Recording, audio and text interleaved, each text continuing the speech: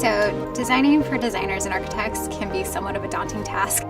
So Perkins+Will has 3 core values: design, social responsibility, and sustainability. And so when we set out to design this office and how we approached our space itself was really to embody those values, and sustainability is a huge part of that. I think part of it started with we were fundamentally looking at how do we not create a corporate environment for creative work. Our discovery workshop process that sort of kicked off our design for studioIDS was a cool opportunity because this space was available and had been open.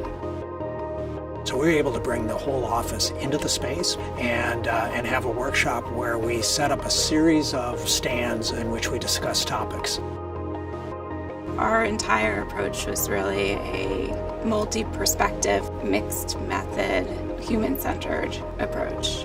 I think the increase in productivity really comes from the diversity of spaces that we have here. So in our old workplace, we didn't have open collaboration spaces. We didn't have small enclosed meeting rooms. We didn't have other places for people to go other than just at your desk. And I think fundamentally understanding that people work differently. You might have the same job role, but I have different needs than my colleague does. Our productivity increased by 13%, but also our ability to concentrate on our work has increased by over 40%. I think that the word organic is actually a good way to describe it because it's really flat, it's non-hierarchical, somebody's sitting here, somebody's sitting here. Hopefully we're working together on something, and because of that close proximity, we can actually work really productively without anything getting in the way. Having this notion of mobility, people are just more active. You know, you move around throughout the day in a really meaningful way, and whether it's, you know, kind of that mental clarity of having social outlets and being able to connect with people. I think that this space has created such a enormous sense of community by being able to walk into this space and have it be energized right away with having the kitchen right there that opens up to a much larger space. We didn't have an opportunity in our old space to really have ample opportunities to host people and have multifunctional space.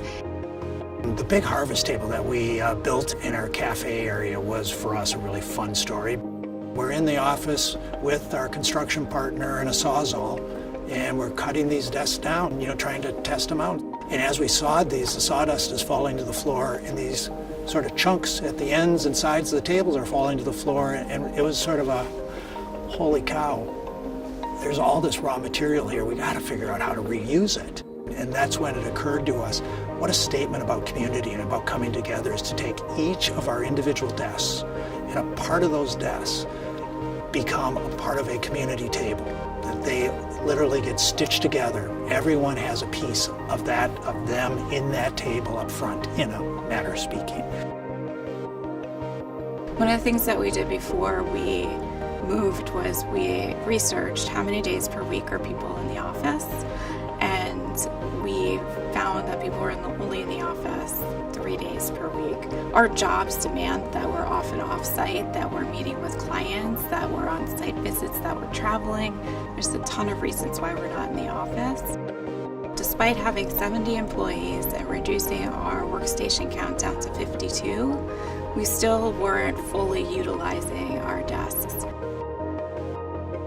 I travel quite a bit for my job, and so for me to take up real estate in a new space just doesn't make a lot of sense, and I always felt guilty if I wasn't there and my seat sat empty. And so I really like that opportunity to be able to work for my day and come into this environment and be able to sit wherever I want based on the tasks that I have to do that day.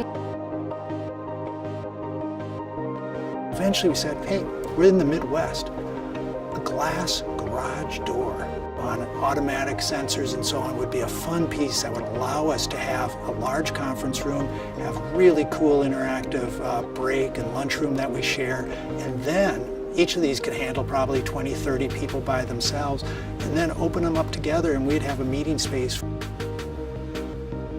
So all the materials we selected are red list free, so they don't have any of those toxins that are emitted into the air. Actually, the blue wrap around the columns is a particular type of chipboard that pulls toxins out of the air. So if there are any materials that get into our space, it will, absorb any formaldehydes or aldehydes in the space. We think this awards program is not only would it be wonderful to have our space honored through this program, but the idea of an awards program that says metrics matter to the quality of design is where we think the future is.